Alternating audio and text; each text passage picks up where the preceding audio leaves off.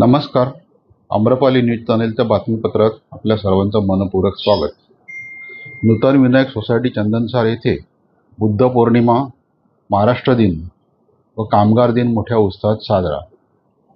नूतन Vinayak society चंदनसार येथे बुद्ध पौर्णिमा, महाराष्ट्र दिन व कामगार दिन दिनांक 1 मे रोजी मोठ्या उत्साहात साजरा करण्यात आला.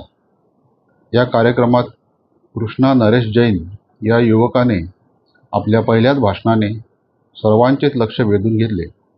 आपल्या भाषणात त्याने महिलांसाठी उल्लेखनीय कार्य केलेल्या सावित्रीबाई फुले, डॉक्टर बाबासाहेब आंबेडकर यांच्या कार्याचा आढावा घेतला. आज स्त्रिया सर्व स्तरावर उल्लेखनीय कार्य करत आहेत. त्यांचे सर्व श्रेय या दोन महान व्यक्तींचे आहे हे त्याने पटवून दिले. कामगारांसाठी डॉक्टर बाबासाहेब आंबेडकर यांनी संविधानाच्या माध्यमातून मोलाचे योगदान केलेले आहे. तसेच संविधान सर्व स्तरातील भारतीय नागरिकांसाठी मूलभूत हक्क प्रदान केले आहे याची जाणीव करून दिली. त्याच्या या प्रथमच केलेल्या मौलिक विचारांबद्दल सोसायटीत त्याचे कौतुक होत आहे. यावेळी सोसायटीचे माजी सचिव आयुष्यमान रमेश सोनावणे यांनी आपल्या भाषणात बुद्ध पौर्णिमा, महाराष्ट्र दिन व कामगार दिनाचे महत्त्व समजावून सांगितले. तसेच 105 हुतात्म्यांनी दिलेल्या बलिदानाची आठवण करून दिली व त्यांना अभिवादन करण्यात आले. आपल्या अध्यक्षीय भाषणात सोसायटीचे अध्यक्ष आयुष्यमान राजेश मोने यांनी डॉक्टर बाबासाहेब आंबेडकर यांनी महिलांसाठी पहिली परिषद घेतली होती याचे स्मरण करून दिले.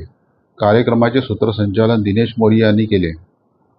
तसेच दिनेश मोरिया व शिल्पा तुषार धुळे यांनी आपल्या सुमधुर सुरांनी देशभक्तीपर गीते सादर केली. सोसायटीचे सचिव हेमंत पाटील यांनी सर्वांचे आभार मानले. कार्यक्रम यशस्वी करण्यासाठी सोसायटीतील कमिटी सदस्य व महिलांनी विशेष सहकार्य केले. यावेळी सोसायटीतील सदस्य, महिला व युवक उपस्थित होते. वृत्तसंकलन रमेश सोनावणे, संपादक आम्रपाली न्यूज चॅनल, वसई विरार. चॅनलला लाईक व शेअर करायला विसरू नका. धन्यवाद.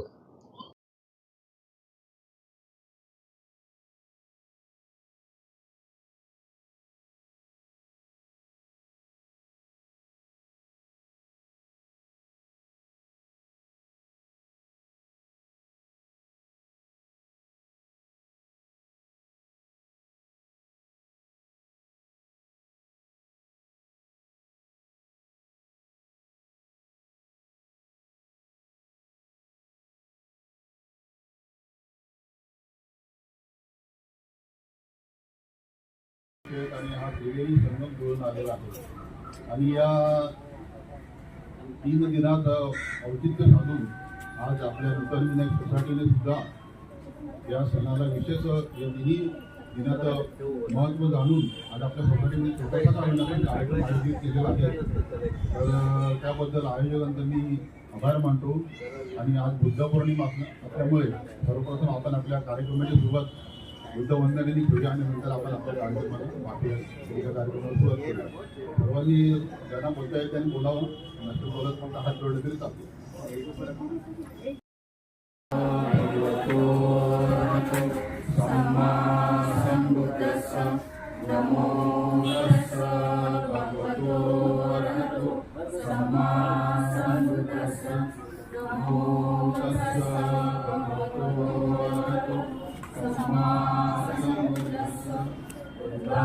शरणं गच्छामि, धम्मं शरणं गच्छामि, संघं शरणं गच्छामि, द्वितीयंपि बुद्धं शरणं गच्छामि, द्वितीयंपि धम्मं शरणं गच्छामि, तृतीयंपि संघं शरणं गच्छामि, तृतीयंपि बुद्धं शरणं गच्छामि, तृतीयंपि धम्मं शरणं गच्छामि, तृतीयंपि संघं शरणं गच्छामि. पाणातिपाता वेरमणि सिक्खापदं समादियामि. अभिन्नदाना वेरमणि सिक्खापदं समादियामि. कामेषु मिच्छाचारा वेरमणि सिक्खापदं समादियामि मुसावादा वेरमणि सिक्खापदं समादियामि सुरामेरमद्यपानदाना वेरमणि सिक्खापदं गोष्ट किंवा कुठलीही गोष्ट आपण करायला जाऊ त्याच्या आधी आपल्याला कष्ट भोगावे लागतात आणि कोणतेही कष्ट हे सहज नसतात. प्रत्येक कष्टामध्ये काही ना काही गोष्टी लपलेली असतात. कोणता तरी निष्कर्ष आपल्याला हा मिळतोच. त्या निमित्ताने जर कोणताही कष्ट करायला आपण इतके कष्ट करतो, आपल्या परिवारासाठी करतो किंवा आपले हे शहरी जीवन हे खूप वेगळे आहे. पण एखाद्या वेळी आपण थेट गावात जातो किंवा कोकणात जातो तेव्हा तिकडच्या कामगारांना बघावं, शेती करताना किंवा जो पैठणी बनवतात त्यांना किंवा जे शेतात दिवस रात्र राबतात त्यांना. कितीही गोष्ट सहजासहजी मिळत नाही. कोणतीही गोष्ट आपण सहजासहजी मिळवली तर त्या गोष्टीची किंमत नसते. आणि प्रत्येक जसं कामगार दिन आहेत तसंच नात्यामध्ये सुद्धा आहे. नात्यामध्ये एखादी गोष्ट जर सहजासहजी मिळाली किंवा ते नातं सहजासहजी मिळालं ते नातं कधीच टिकत नाही. 1 मे रोजी अमेरिकेतील शिकागो शहरात कामगारांनी आपल्या हक्कासाठी म्हणजे 8 तास काम केलं. 8 तास म्हणून लढा पुकारला होता. या लढ्यात कामगारांना आपले बलिदानही द्यावे लागले. त्यांच्या या बलिदानामुळेच आज आपल्याला हक्काचे या देशामध्ये बुद्धाने एक या देशाला जो विचार दिलेला आहे, करुणा, प्रज्ञाशील करुणा आणि शांतीचा मार्ग या देशाला दिलेला आहे.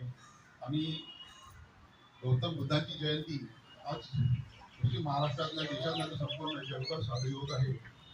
त्याच्यामुळे आज जग युद्ध की बुद्ध अशा एका महत्त्वपूर्ण क्षणावरती येऊन ठेपलेला आहे. तर बुद्धांनी शांतीचा संदेश जो जगाला दिलेला आहे त्या शांतीच्या त्या विचाराने जर आपण गेलो तर नक्कीच या संपूर्ण जगावरती शांतता प्रस्थापित होईल. युद्ध करून कोणाचंही काही भलं होणार नाही. एका युद्धाने दुसऱ्या युद्धाची निर्मिती होते, परंतु शांततेच्या मार्गाने काही प्रश्न सोडवले तर ते अधिक चांगलं होईल आणि सगळ्यांचं कल्याण होईल. दुसरी गोष्ट म्हणजे आज महाराष्ट्र दिन आहे. हा महाराष्ट्र दिन साजरा करत असताना 105 हुतात्म्यांनी या महाराष्ट्रामध्ये बळी गेलेल्या सर्वप्रथम मी 105 हुतात्म्यांना आदरांजली वाहतो.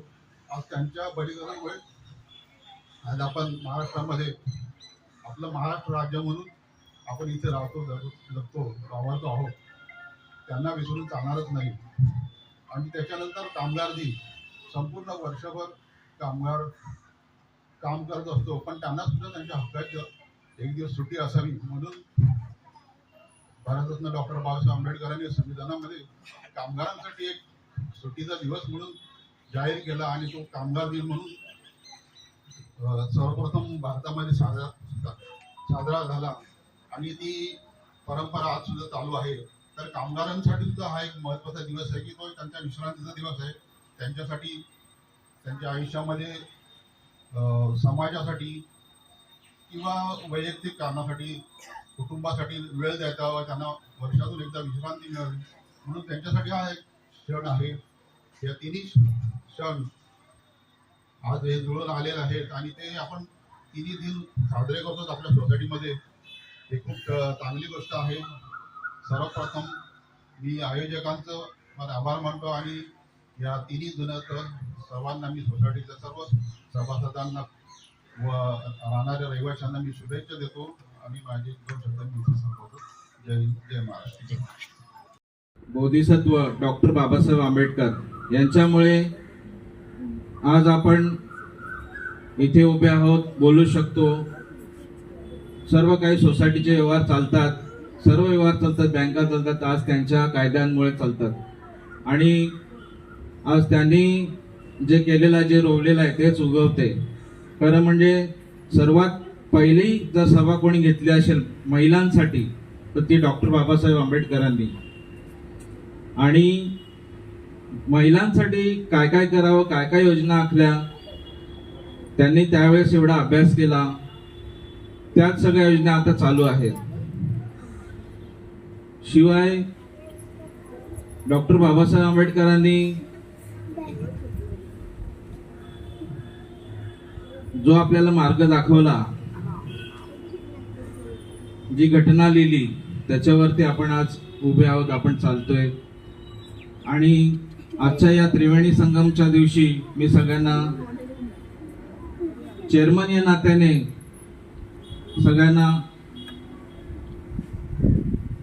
हार्दिक शुभेच्छा के गाता हूँ, भारत का रहने वाला हूँ, भारत की बात सुनाता हूँ, मैं भी जहाँ की रीत सदा.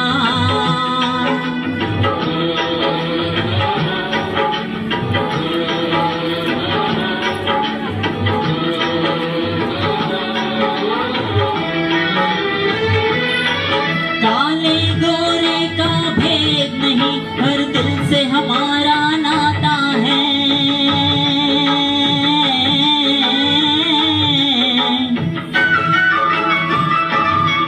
कुछ और न आता हो हमको, हमें प्यार निभाना आता है.